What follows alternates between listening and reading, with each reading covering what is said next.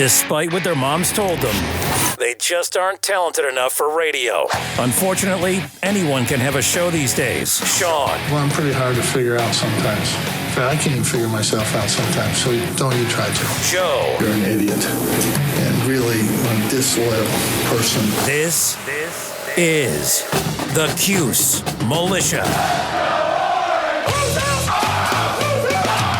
Now, those two unapologetically biased orange-blooded homers, Sean and Joe. It's the most bullshit thing I've seen in 30 years. Welcome, orange men and ladies. Happy Sunday. This is the Cuse Militia with Sean and Joe. For the Believe Entertainment Network, at Cuse Militia on the socials. Go there, join the militia. We are here to, well, talk about basketball, mostly, I think. Syracuse fell to Notre Dame yesterday afternoon, 69-64, and it's too bad because they could have, should have, would have won this game. And although they were pretty awesome and inside the paint, which they've been strong all year, Donnie Freeman and Jair Davis, both with 20 points apiece, could not hit a single shot from beyond the arc. 0 for 9. Last time that happened was 2014 against Holy Cross. I heard that during the broadcast. I went and looked it up. 0 for 14 that day against Holy Cross. They still won, though. So the game flow was terrible. There's a lot of fouls in this game, man. I thought at one point we were going to be able to get some of these guys fouled out. Ty Davis, Roper, both teams were out there. Main scorers and Starling and who was it for them? Burton. Marcus Burton. Yeah. Yep. So an even contest in that aspect, right? You know, you go into a game with your leading scorer out and, they have the same thing going on. Shrewsbury steps up. He's dangerous anyway. 3 for 3, 6 for 11 from 3, and just, we couldn't hit any. And I only remember like 2 jump shots. Everything else was at the rim. And it's just, we've had guys step up through, some of the scoring issues and stuff like that. Huge lapses in defense, and the late game execution just at the end of this thing for me was pathetic with the game on the line. Just not good. I don't know. Just kind of mediocre, and it just didn't feel like to me that they just wanted it that bad, and they didn't get it. So they lost. Yeah, I just, to your point, I just looked at it. We had 40 points in the paint and 16 free throws. So that equals up to 56 of the 64 points were either from the free throw line or points in the paint. So you're talking four jump shots. Elijah Moore made one that was kind of deep. They thought it might have been a 3. That's right. That's the one I remembered. I think Jair Davis hit 2. Someone hit one from the elbow at one point. It was actually a good, a pivotal shot in the game in the second half. It's just, you go. It's frustrating. 10 years it's been since they won a game without scoring a 3-pointer. 10 years. Yeah. Dude. And then you got Derek Coleman trashing. You can read it however you want. He's trashing Eddie Lampkin for wearing the 44 and only getting 5 rebounds and 5 points in his 20 minutes. And for me, that's extremely disappointing. It's just I don't know, why?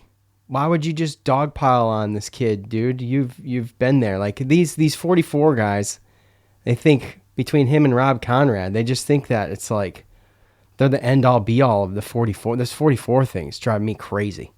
I'm sorry. Why don't you have some you're an alum, dude. Go help him out. Do something instead of trashing the kid on Twitter.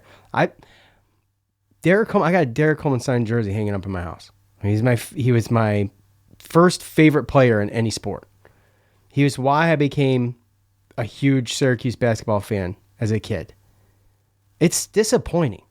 I remember when, he follows us on Twitter, and I'm like, I don't care. I quoted a tweet. I mean, I think it's just classless. I'm sorry.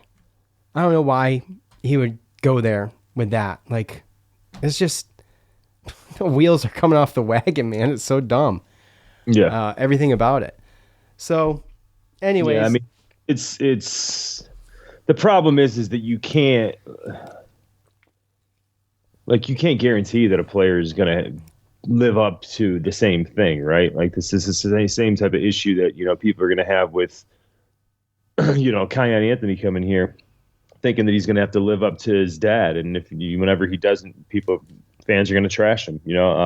It's that type of stuff. It's the fans I expect it from. But the way I look at it is the 44, well, yes, I understand that. But the 44, like, to your point, we shouldn't just not ever have it ever again. But at the same time, usually it's chosen by like the coach and the players. I think that if the coach and the players are okay with it, then that means that it's a guy that, I mean, they talk about him all the time. How about he's outspoken, he talks the most. You can tell he's a character as far as on and off the floor, which is fine. It's just he's a very excitable person. He's into what he does, so he shows that, that energy. And if that's the reason why he was allowed to get the 44, then so be it. But he's not going to come out and look like Derek Coleman, right? Like, every running back that were to come out and play 44, they're not going to look like Jim Brown or Ernie Davis either. And you can't trash them just because they're not playing the same way. It's ridiculous, especially considering the alumni, right? The 44 in basketball was how many years? 30 years after the football stuff? Okay. Right. All right. It's been hung up in the basketball program for 28 years. So obviously, to Syracuse to hold on to it like that, it should have either been totally retired or they should have been using it. Look at what the lacrosse program does with the 22. There's always a 22. Okay? You give it to your best player. You give it to your captain, your best leader. They hung the thing up for 28 years. It's obsolete. It's not tradition anymore. You don't hang something up for 28 years and call it tradition. That's the dumbest thing I've ever heard. It's a effing number, man. And look, if they wanted this thing to be some kind of legacy or pass down type thing, they should have been using it. I'm not saying they got to use it every year, but they should have been using it. The last one was John Wallace in 96. So that's it. It's it. Let's get over it, and let's get over ourselves. Like, you're not bigger than the sport. You're not bigger than the university, and you're not bigger than the team. You shouldn't be causing controversy. No, people are upset because Lampkin's a paid transfer for 1 year and he's getting the 44. That's the way of the world. I know, but it's, Lampkin, he's not like, oh, I want the 44. I'm coming to Syracuse because I want the 44 because I'm the best player on the team, right? He's coming here. He wanted the 44 because he's been wearing the 44. He wore the 44 at Colorado before he came here. So I think people are so super sensitive about the whole 44 thing. It's just becoming dumber and dumberer. That's it. Dumb and dumber. Dumber and dumberer. I mean, I'm so over it. I'm not even that upset about it, but I do think it as a leader, as a legendary player in Derek Coleman, and someone who I loved, still love, and looked up to as a kid as, the best athlete that I knew of at the time, It's disappointing, to say the least. And that's where I'm going to put that, you know. And if you remember, like Rob Conrad, he likes to add his 2 cents into stuff, and he also he trashed Fran Brown at one point, you know. I mean, and then, you know, I don't know if he was drunk tweeting or what, but he ended up deleting that. And, you know, he's just kind of, he says some off the cuff, like, ridiculous things. Yeah, and 44 in football is a little bit different. It is. But nonetheless, at some point in, you know, the mid-90s or whatever, you know, they decided to do away with it. Somebody made the decision that we were going to stop messing with it, or, you know, it was going to take somebody special. And for some odd reason, I guess nobody has spoken up, or maybe nobody has thought that there's been a special enough player on basketball or football to wear it. But nonetheless, I know the frustration. Obviously, Syracuse fans, they're pumped about, you know, the football season and how that's going, but they're very disappointed about what's been going on with basketball lately. We're well aware of all that stuff. But at the end of the day, that's one of those things, like, you when you look at it, it's like, are you hurting or are you helping the situation? I think, and that's really where you got to look at as alumni, and as fans, and as everything like that. You're allowed to be frustrated. You're allowed to maybe even go on social media and kind of vent your frustration for a little while. But, like, at some point, there's certain things that can be said or written that it's just not helping. And at some point, it's like, you know, if you like this team, if you're a fan or alumni of this team, then wouldn't you want, I mean, what can you do to help? What can you do to support? What can you do to do things like that? Like you said, as an alumni, you can show up at practice and teach this guy some stuff. You know, you can have conversations with him.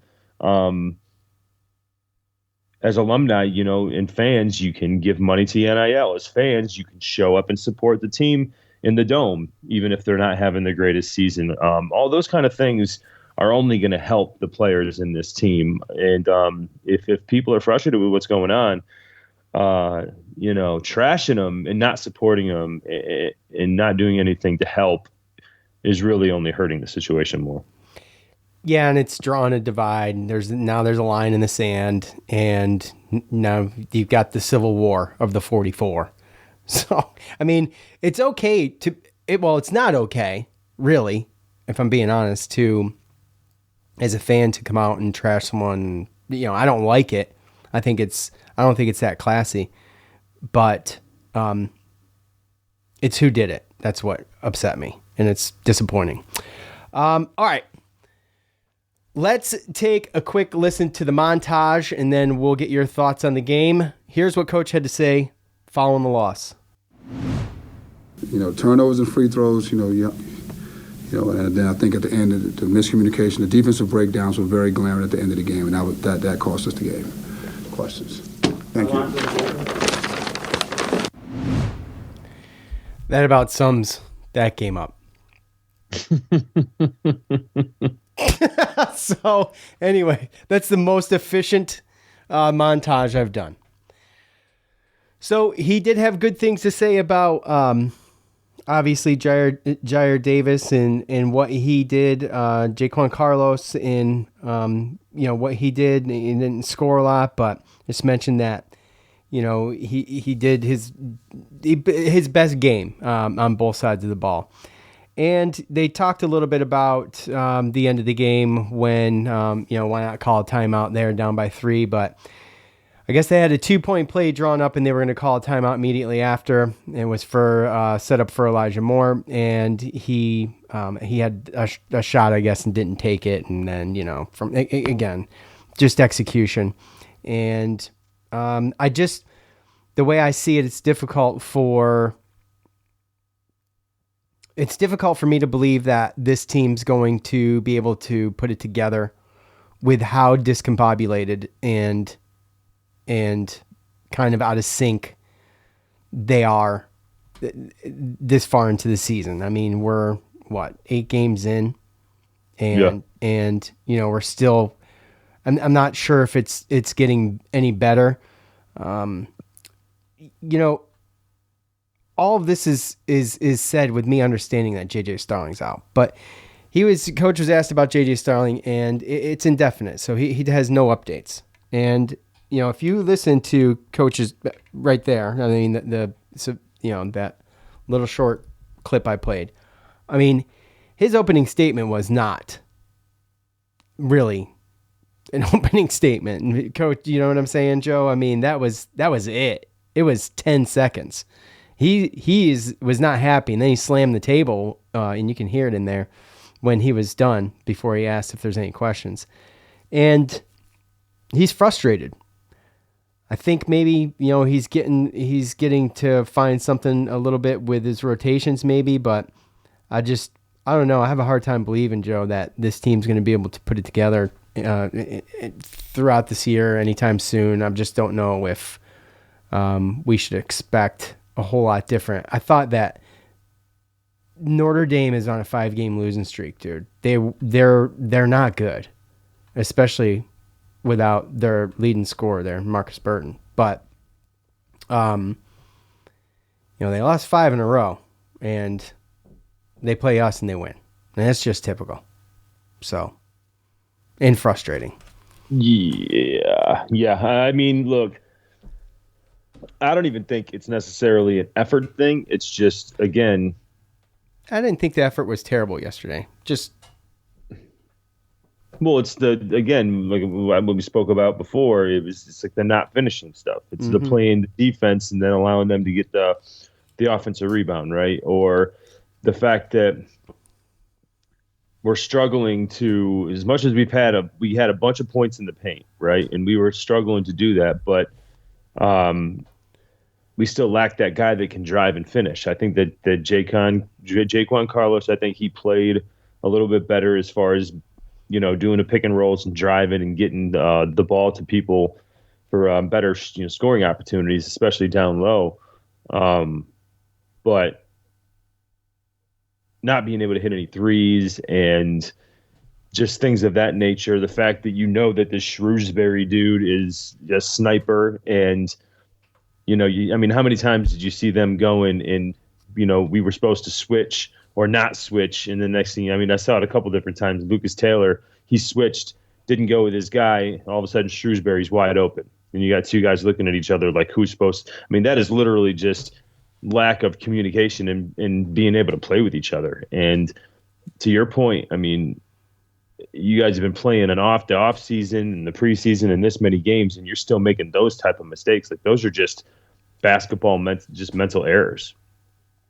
Yeah.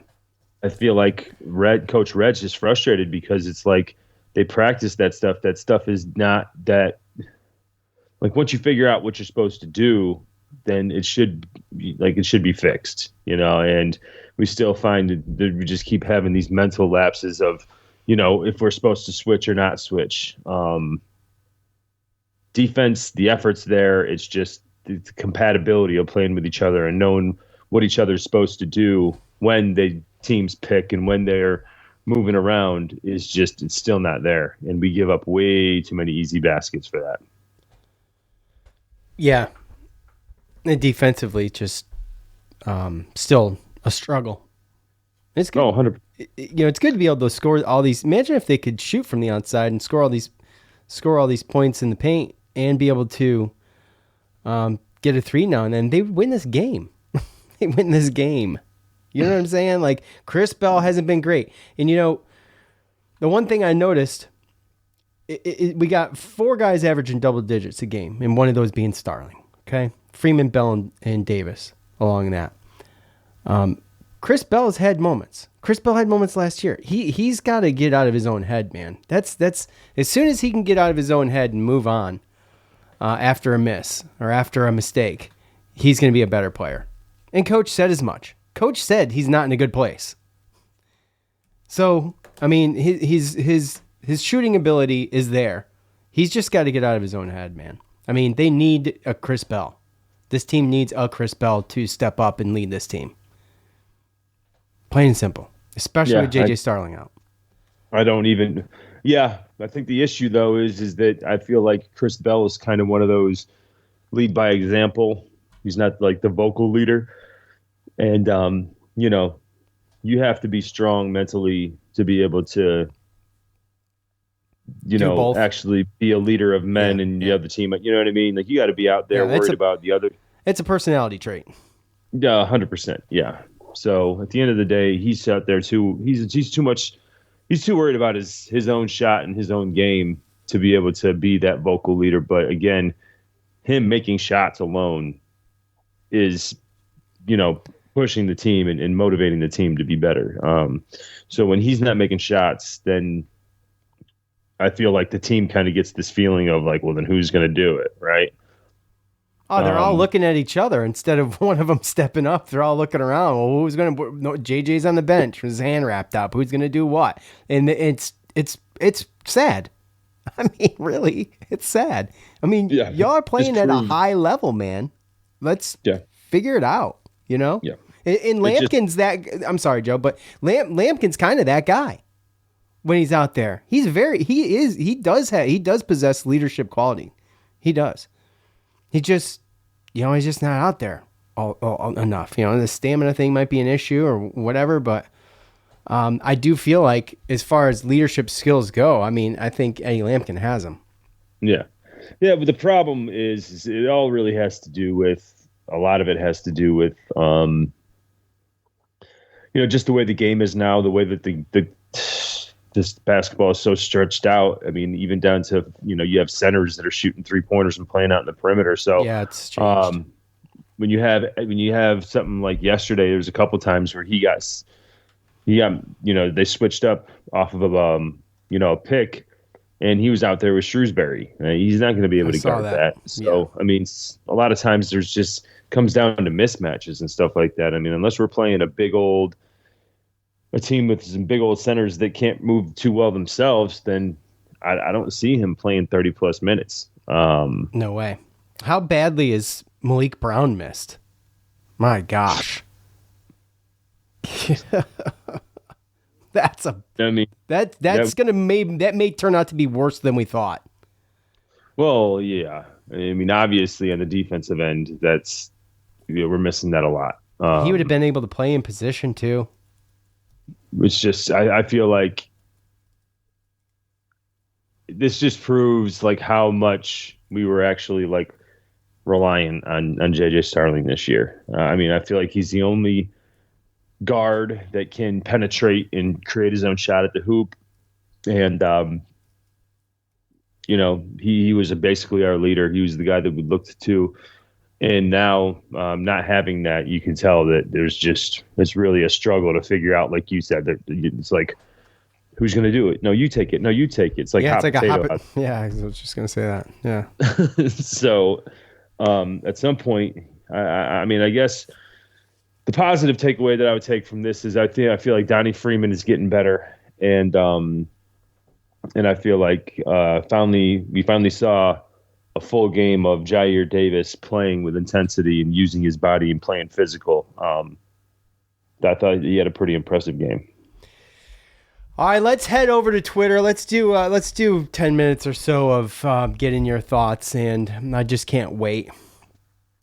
We're just going to start at the top with our buddy Patrick. This is hard to watch. I think we have talent, but we didn't make a 3-all effing game. Our defense isn't great. We are weak rebounders. What are we good at? I don't think we have the right coach. I mean, the coaching thing is going to be questioned unless this gets fixed. But what are we good at? I think we're good getting inside. I mean, we've been successful. We hung with this team, and they hit 24 points off of threes. So, to be able to hang with them, I think there was like 8 ties in the game. To be able to hang with them all the way down to the wire, I think that says at least a little bit about our inside scoring. So I guess that's what we're good at. Look, and turnovers. Well, look. Yo, hold on. I got one thing. The sequence, bro. The sequence where they could not dribble the freaking ball. 3 different players fumbled the ball, and luckily it wasn't turned over. And then someone took a shot, and it was an air ball. Do you remember that? Peter Mastorovich. Yes, it was Mastorovich. Yes, that's right. Yes. That was so cringy, bro. Yeah. That was so bad. I was like, what are we watching? What is this? Anyway, we're not good at that. Whatever that was. Go on. Yeah, I don't know. I don't really know what that was, to be perfectly honest with you. So the thing with me is that I feel like that definitely should have been a game that we should have won. I mean, I think you just. I mean, I know we lost by 5, but dude, we hit 1-3 and a couple free throws. You know, like. Yeah, I mean, 16 you for normally 24. don't play that. You know, 16 for 24 from the line, dude. Oh yeah. Oh, 100%. And if they still had Marcus Burton, they probably would have beat us by 20. Oh, they'd have crushed us. And, you know, hats off to Donnie Freeman, as to your point about him getting better, 8 for 10 from the line. So, I mean, without him shooting foul shots, we would have been 10 for 24. Yeah. Yeah, and I feel like, but I also feel like if JJ was healthy, if both teams played this game healthy, I feel like we win. I think so too. It's unfortunate. I don't know how the other games are going to be, but that yesterday was tough to watch for sure. At MC Dendis, this team stinks. At SSN Syracuse, time for Notre to go. At Coming Soon 62, non-relevancy for 10 plus years continues with no end in sight. Let's try to find one that's positive. All right, it's probably not going to happen. I'd have to read them, so I'm just going to continue. At Dave T 1209, time to look to next year. Give minutes to who you're going to invest in beyond the season. Convince Moore and Freeman to stick around and lead the way for next year's class, running everything through them. Give minutes to Peter, Westry, McLeod, and anyone else they see potential in. Yeah, I don't know. I'm bored with that totally. I think you got to try to salvage what you got. There's 32 games? Is that right? 32? Yeah. So, you're only 8 in. All right? Now, with that said, it's a little over 25%-ish, right? So, you got to work with what you got to try to pull off some wins.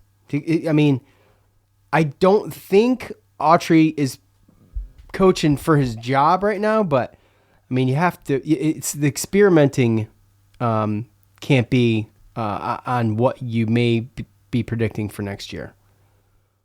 That's all. And I don't know how much. And this is not a jab. It's the reality of it. It's how I think. I don't know how much longer coaches get with the way college sports are these days. For instance, you can take a dying football team and bring them back to relevance in 1 year. And people take note of that.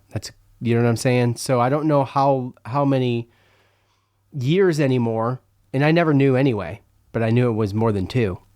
I don't know how many years anymore you stick with a coach in today's day and age with the turnover the way it is, and the recruiting being front and center of how you build your teams. Yeah, I mean, that's fair. It's a fair question. I think really it comes down to how do you want to build them, you know? Yeah, well, we were always length, right?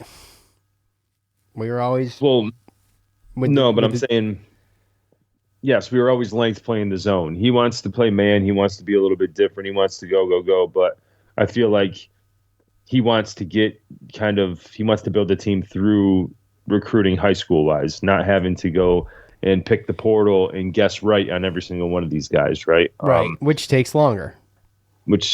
Yes, and that means that now you have to worry about this, which is obvious of that these guys don't know how to play with each other. So considering the recruits we brought in this year and the recruiting class we have next year, that's really, I think, where the biggest thing is I feel like you always got to give a coach 3 or 4 years to build the program, but also too, you have to also understand that, he gets fired, then how many players transfer out and how many of those recruits next year just decommit and go somewhere else. Yeah. So, at Baptized by Fire 7, this team just isn't fun. I mean, I'll give you that. It's definitely not fun. You know what the other thing is, though, about it? I mean, if I'm going to pull anything good about this team, it's not, I mean, take it for what it's worth. I don't get too stressed out. I don't get too stressed out. Yesterday's game, I wasn't getting too stressed out. I was just watching the game. I was pretty calm. yeah. You know what I'm saying? It's like, well, they're either going to win or they're not. And it's freaking Notre Dame, who, I always feel like Notre Dame and Pitt are bigger rivals in the ACC. And we always have tough games with Notre Dame. Right. And we've been a lot of really good close games with Notre Dame over the past the ACC years. I mean, going back as far as I can remember. So, I don't know. Yeah. At Theo Cuse, still kind of feel bad for Red. Kids played hard. Mishmash of players that don't play as a collective unit. Yes, that's kind of exactly it. The basketball at times looked like a hot potato. Wow, that's hilarious. A different context, but same reference. The basketball at times looked like a hot potato as players just couldn't get a handle on it. Unfortunately, this was like the McDonald's All-Star game without any All-Stars. Oh, Lord. Oof. At Saltine Warrior, I thought there were some flashes, but at the end of the day, there were two mediocre teams going at it, and we sucked more than they did. Going to be a long season. Didn't I pretty much text you that after the game? Yeah. Going to be a long season. Let's hope Wild Heck has plans for getting this program back. At our Boris 9, when does football begin? Football's actually hasn't stopped yet, so we still got a bowl game. So I got one that says, when does lacrosse season start? Yeah. Well, yeah. It's when you have a good year in football and you're looking forward somewhat to basketball, you got a kind of, you got two familiar faces really on the team returning. And then you've got, a lot of new players that's kind of exciting and some athletic guys. And you look forward to it, and then you see what's on the product on the court, and you're like, oof. Yeah, and here we are, just a little over 25% through the season, and it's no bueno. Yeah, well, like you said, it's a lot easier when you have a good football team, right? Because when football's suffering and that's tough to watch, then you're like getting, hey, when's basketball season start? Because I need something positive, right? Yeah, it's like we can never, it's always one or the other, right? Yeah, well, I will say that it's a lot easier to have a good football season and kind of, because it overlaps, right?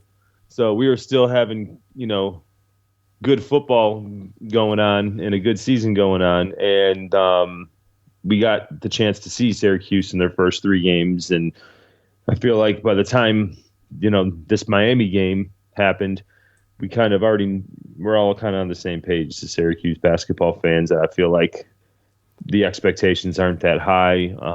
And again, I'm not saying that that's okay, but just like to your point, I was sitting there watching the game, like everyone talk about cardiac Cuse, and like I'm not going to allow it to give myself a mini heart this year. You know what I mean? Like, I'm going to watch the games. I'm going to come on here, talk about it. I'm going to try to be positive. But I'm not going to allow them to stress me out. I think that, like you said last podcast, that Miami game, I think, I got a big enough high for that. So I'll be all right. Yeah, and I did too. And, it's just ending that the way it did on such a high note. It felt right. And I'm not going to get my panties in a wad over basketball when I kind of honestly thought it might be something like this anyway. That's what I'm saying. Yeah. At Salty Warrior Sean, you can take vacation this season. Not worth covering. Well, I will say this.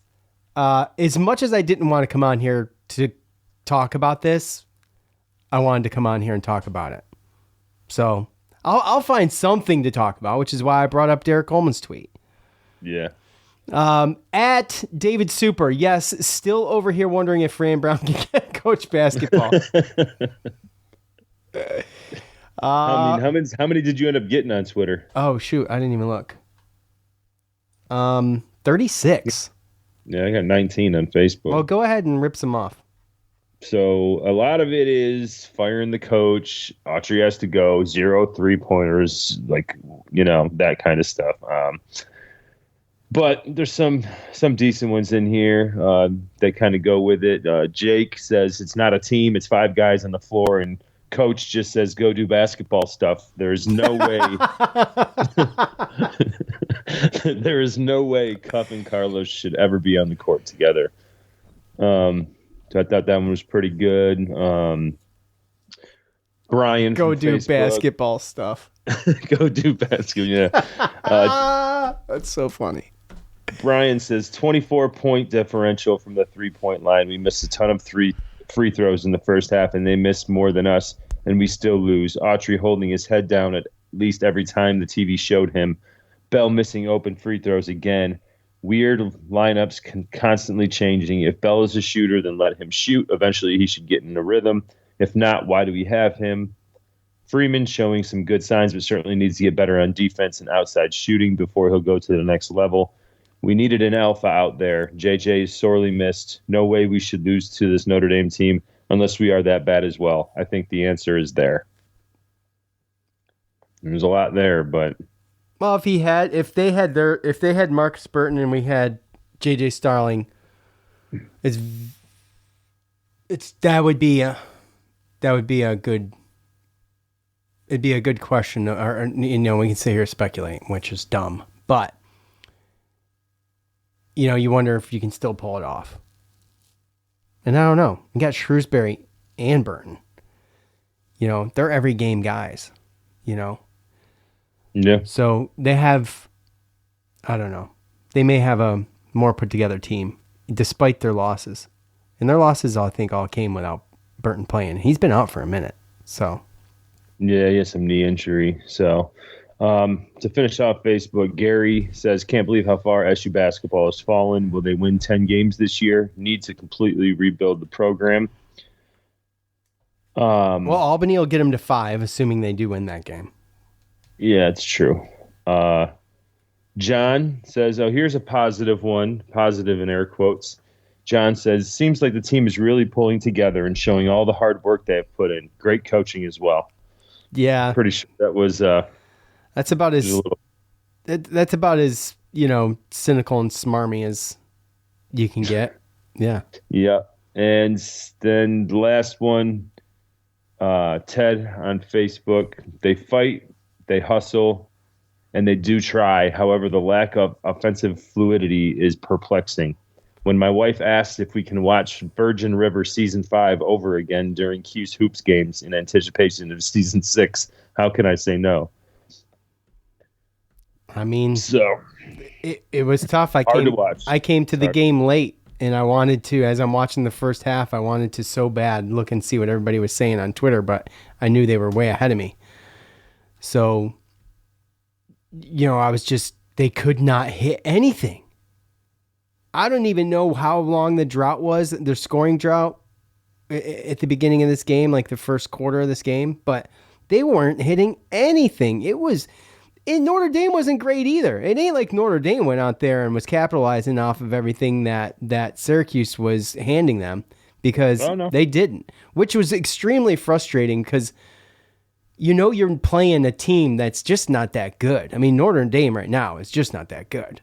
They're mediocre at best. And I feel like we should have won this game regardless where it was played. Regardless that it was in South Bend. I just don't feel like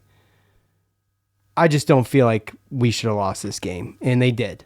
They managed to just have a total collective brain fart at the end of this game where they lost it. At R. Mastriano, it's going to be a long season. Little to no improvement in the fundamentals. Coaching is terrible. I don't believe we made a 3-point shot the entire game. We did not. Very disappointing for Syracuse basketball. Let's just call him Bob. Make a few threes and it's a W. Just need to put the pieces together. This team could easily surprise a much better team on a good shooting night. Having said that, I wonder if this coaching crew has a plan to become a powerhouse team. I mean, I have no idea, but I will say this though. It is very Syracuse to go out and give a UNC or someone like that a run for their money. Oh yeah. You know what I'm saying? So, can we get one of those this year? Look, the expectations of tournament and things like that from I know Joe's philosophy on this, and I enjoy that he at least keeps my head above water with his thoughts, but this is not a tournament team. And this will be what? If we don't make it, the 4th year in a row or the 5th year in a row? I think it might be the 4th. 2021, I think, was the last time that we made. Okay, so this will be the 4th. Yeah, no, it's tough. And again, as bad as it sounds, it's not like it's one of those things where it's frustrating because it's not that we've said it, we have talent all over the place. It's just, it's going to take a little while, obviously, for these guys to figure out how to play with each other, especially without J.J. Starling. And sadly, I think that we've all kind of seen the writing on the wall of, this is the worst start in the beginning of the year this year than it has been in the last couple of years when we didn't make the tournament. So to me, obviously, the writing's on the wall of that the only chance we're going to have is if we finally figure it out, put it together, figure out what our lineups are and what rotations work. JJ comes back healthy, and then we give a run of the ACC tournament like NC State did last year. I mean, that's really, sadly, where we're at. Only this early, 8 games into the season. 8 games into the season, right? And then again, could something different happen? Yes, but I haven't seen any type of patterns or anything like that gives me any type of warm and fuzzies that they're going to be able to turn around and just start reeling off wins without J.J. Starling. Yeah. It's tough. I mean, what do we have? Albany? We got Albany and then Georgetown, if I'm not mistaken. Albany, Georgetown, Maryland, Bucknell. Yeah, I don't know what Maryland is, but I know that Maryland's pretty good. Yeah, and then that's it. So you're talking New Year's Eve is Wake Forest. That's it. That's full out. After that, that's ACC play. That's the beginning of the ACC slate. Yeah. I mean, realistically, we could be ringing in the new year. Oh, I'll be drunk. What time's this game? 2:00. Yeah. We'll be ringing in the new year at 6 and 7. Yeah. It's possible. I'm not going to let Syracuse drive me to drinking. I'm just kidding. No, we do that anyway. Yeah, I don't need them to do that. They're just not going to be. They're just not going to be the sole reason. They're not going to push my consumption. No, they're not. Only my level. Only breaking out the good bourbon after a win over Miami, like I did the other night. That was break out the heavy stuff, the expensive stuff. So that might be shelved till next football season.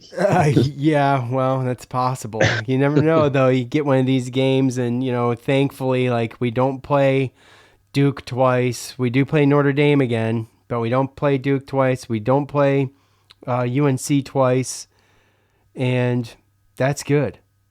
So SMU basketball looks decent. They're annoying, huh? So We played Pitt twice. Pitt's ranked.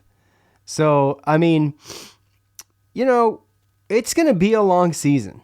If we lose to Pitt twice, that's going to suck. But if you can pull one of those off, that's reason to celebrate. I don't foresee them beating Duke. I remember when the new kids to the Syracuse sports stuff were trying to make Duke our rival. Like, that was funny. Yeah. So, anyways, we don't have to play Clemson twice. Clemson's pretty good too. So, Yeah, well, we could make a lot of people look good. I know it's going to be a frustrating season. Look, here's the thing. We're in it together. We'll have fun with it. I'm not going to get down about it. It is what it is. And my best advice is to just not waste an ounce of true frustration with caring that much. That's my best advice, okay, for your blood pressure. All right. 100%. All right. Well, that is going to do it.